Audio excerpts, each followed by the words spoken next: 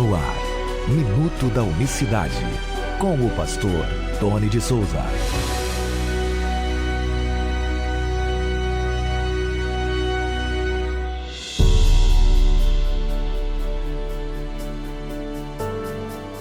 Olá, queridos, graça e paz vos sejam multiplicadas da parte do nosso grande Deus e Salvador Jesus Cristo. É muito bom ter você por aqui, que ouve o nosso programa no WhatsApp, recebe o nosso áudio e também pelo YouTube. Hoje é sexta-feira, 15 de janeiro de 2021. Eu queria só comunicar aos irmãos que estou me organizando para deixar o WhatsApp e o Facebook, tá bom? Então, até março, até o final de fevereiro, estarei no WhatsApp. A partir de março, dia 1º de março, meu contato pessoal e tudo mais, você não vai me encontrar no WhatsApp. E aí você pode se comunicar comigo através do mesmo número, desse número que está no WhatsApp, você que recebe via WhatsApp. E também você pode se comunicar comigo pelo Telegram, tá certo? Então a gente vai conversar à frente mais sobre esse assunto aí, tá bom? Que Deus abençoe você. Nós vamos comunicar hoje, falar de um tema muito importante que Deus fala quando o homem peca. Deus diz assim: então disse o Senhor Deus, eis que o homem é como um de nós, sabendo o bem e o mal. Ora, para que não se estenda a sua mão e tome também da árvore da vida e coma e viva eternamente. O Senhor Deus, pois, o lançou fora do jardim do Éden para lavrar a terra que fora tomada. E havendo lançado para fora o homem, pôs querubins ao oriente do jardim do Éden e uma espada inflamada que andava ao redor para guardar o caminho da árvore da vida. Muito interessante esse texto, muita aula tem aqui. Como diz o mineiro, né? Eu tive em Minas, ouvi lá um ditado que achei muito interessante. É tema para mar de metro, é assunto para mar de metro. Mas vamos focar aqui nesta parte, neste versículo. O homem é como um de nós, sabendo o bem e o mal. Parte A do versículo, Gênesis capítulo 3, verso 22. Então, disse o Senhor Deus, o homem é como um de nós. Esse texto é muito usado pelos defensores da doutrina da Trindade e até mesmo da dualidade, para dizer que neste diálogo aqui é um dos plurais, né? Quando Deus fala em plural, que tinha ali com ele a Trindade Santa é quem falava. Deus falava com o Pai, Deus falava com o Filho e com o Espírito Santo. A gente precisa analisar uma coisa muito séria sempre que a gente for falar desses assuntos bem polêmicos.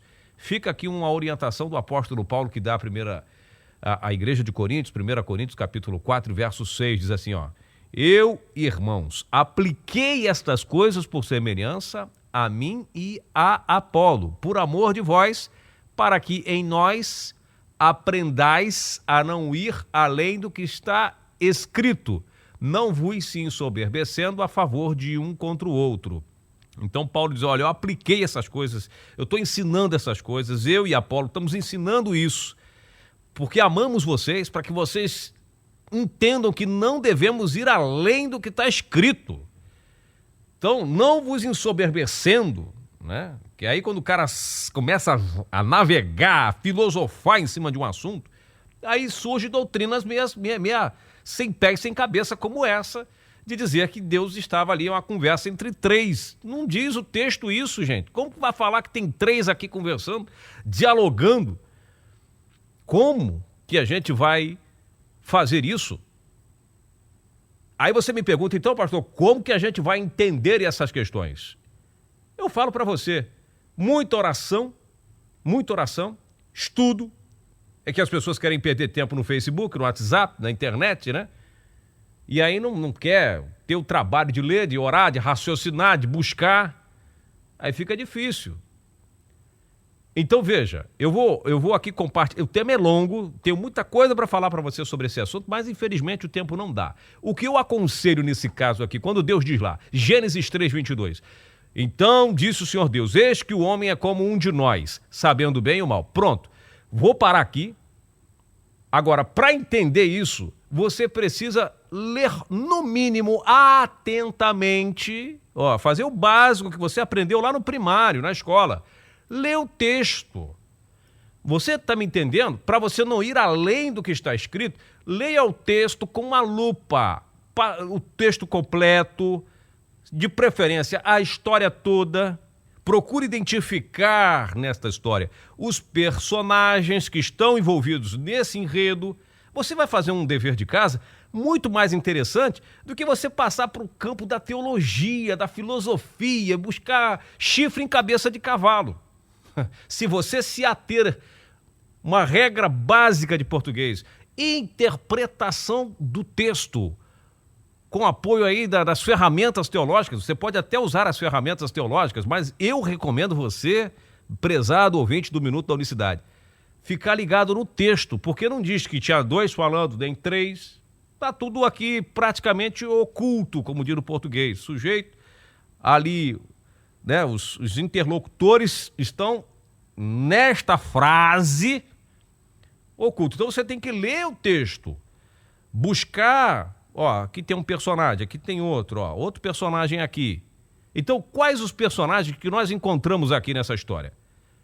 Primeiro, lá em Gênesis, lá no primeiro versículo diz, a serpente. Ora, a serpente era a mais astuta de todas as alimárias que o Senhor tinha feito. E disse à mulher, a serpente falava. Então você tem que entender a linguagem alegórica do texto de Gênesis. Aí a teologia vai te dar uma certa... vai te situar aí nessa questão, tá? Já estou terminando. Só você ouve tudo aí. E retém o que é bom. A palavra de Deus toda é boa, então ouve tudo aí. Então, a serpente aqui não é cobrinha, né? A jararaca que Deus está falando aqui. Isso aí acho que você sabe que é o diabo, né? Que é um dos títulos que o diabo tem. Serpente, tá bom? Né? A serpente, o dragão, você vai ver isso tudo lá, essa linguagem alegórica. Então, primeiro personagem que começa o texto. Ora, a serpente... Opa, tem um aqui. Que o Senhor fez. Opa, já tem 2 pessoas aqui. E vai, o homem, né? Aí vai procurando os personagens no texto. Quer dizer, o que a serpente fala? Deus sabe que o dia que você comer dessa serpente, seus olhos abrirão, sereis como Deus, né? Olha aí, ele falou que sereis como Deus... E Deus fala, realmente agora o homem é como nós, entendeu? Sabendo o bem e o mal. Versículo 5, ela diz, vocês vão ser. Ele falou que se vocês comerem, vocês vão ser igual a ele. Sabendo o bem e o mal. Então veja, aí eu comecei quarta-feira na igreja um estudo sobre o livre-arbítrio. Dando um estudo sobre o livre-arbítrio. Sabendo que o fruto de Gênesis não é literal, o fruto de Gênesis... com certeza absoluta, o fruto proibido que eles comeram foi, hein? O que você acha que foi?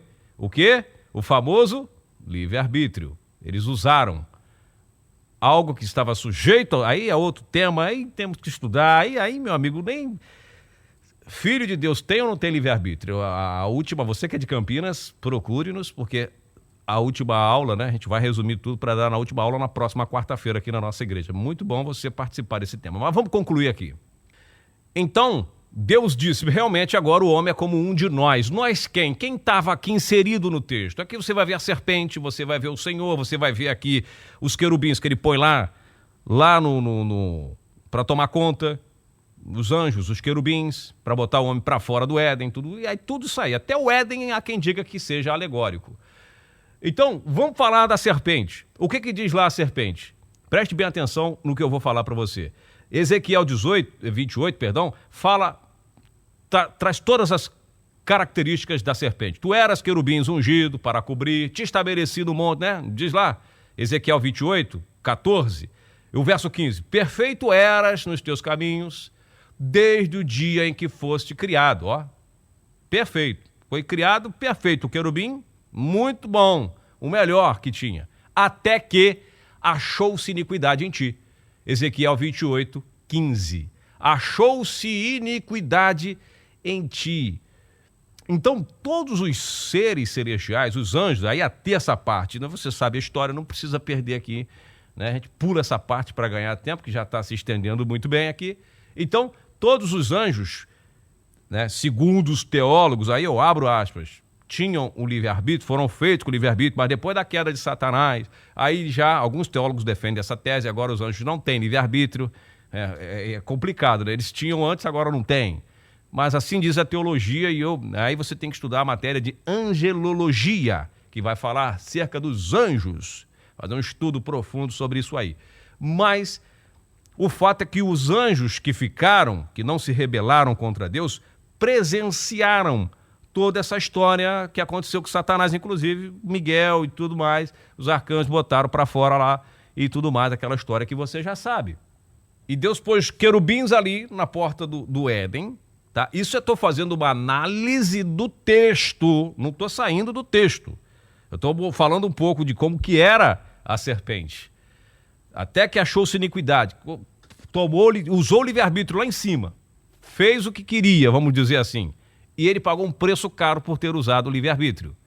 E desse fruto aí maravilhoso, deu para o homem comer também. Ah, não, você vai comer, você vai ser tanto quanto. Quer dizer, o homem estava sobre a glória de Deus, na glória de Deus, só conhecia o bem, quis ele também conhecer o mal. E aí deu B.O. Aí Deus fala, agora o homem é como um de nós. Agora nós quem? A serpente, aí você vai ver os querubins. É melhor você entender com quem Deus estava falando, com base no texto mesmo, do que você dizer, não, tem três lá, uma trindade aqui, como um de nós aqui, ó. Deus é plural, Deus é 3, Deus é 10. É ou não é? Se nós adoramos o único Deus verdadeiro, só há um. A Shemá diz, Deus é um, indivisível, autossuficiente, não divide sua glória com ninguém. É claro que estou resumindo bastante, deixando de falar de muitos assuntos importantes, deixando de entrar aqui no profundo com você. Eu só estou refletindo contigo com base no texto. Aí a gente precisa ler o texto todo para entender, analisar, que não era 2 ali, nem 3. O texto diz, como diz Paulo, não podemos nos ensoberbecer e dizer, não, porque o filho está falando no futuro com o filho, né? Como já ouvi teólogos unicistas falando, está falando lá na frente. Né? Aquelas conversas que não está aqui, não tem como sair disso aqui. E Deus falou, agora ele conhece o que vocês conheceram, o que vocês viram. Agora ele é como a gente, né? Que ele também conhece, ele que criou todas as coisas. Então, esse é um assunto muito importante para se analisar e refletir dessa forma, com base na fidelidade do texto, na exegese do texto, sem ficar aí, né, enchendo linguiça e falando um montão de coisa que não está ali. Isso é muito importante. A Trindade, ela não é divina, ela é maligna e foi criada para poder realmente ensinar tudo errado para o ser humano. Ensinar tudo errado, desde os primórdios. Trindade não é de Roma. Roma adaptou a Trindade. Roma pegou a Trindade. Mas isso aí vem de mais de longo mesmo. As próprias pirâmides, né? Os deltas, as tríades e aquela coisa toda. Você dizer que Deus é uma tríade é realmente falta de entender bem a Shemá, né? Que a salvação vem dos judeus. Precisa entender a Shemá, mergulhar na Shemá, entender todo esse processo, conhecer muito de cultura judaica para poder entender como racionalmente foi passada para essa nação modelo, exemplo para nós. Aí, com o espírito da verdade, que o mundo não pode receber porque não veio e não conhece, você passar a entender aquilo que a religião deturpou, embolou tudo, fez o diabo com isso aí. Bom, a gente se fala na próxima segunda-feira. Eu conto com você, com as suas orações. Peço que você ore por nós, que você apoie o Minuto da Unicidade de alguma maneira. Não deixe esse programa sair do ar, né? A gente precisa fazer um site. Você conhece alguém que faz site com qualidade? Para a gente pôr esses textos, esses estudos, essas referências, os comentários. Nos ajude a fazer um site. A gente quer fazer muita coisa, mas a gente trabalha com as ferramentas que tem. Mas se você quer ajudar o Minuto da Unicidade a seguir em frente, entre em contato conosco no 19 993705460. Lembrando que estaremos usando o WhatsApp até fevereiro, até o último dia de fevereiro. A partir de março, a gente se programa para deixar essa plataforma e depois a gente vai estar explicando o motivo e também deixando algumas redes sociais, porque primeiro que eu não tenho tempo para ficar nas redes sociais ali agarrado e, enfim, a gente tem que produzir. A gente tem um canal no YouTube onde traz ensinamentos, você vai me encontrar por lá, no Telegram e, enfim, pelo e-mail você consegue falar com a gente. Um abraço, a gente se fala na próxima segunda. Que Deus abençoe a todos de maneira rica e abundante, graça e paz. Minuto da Unicidade.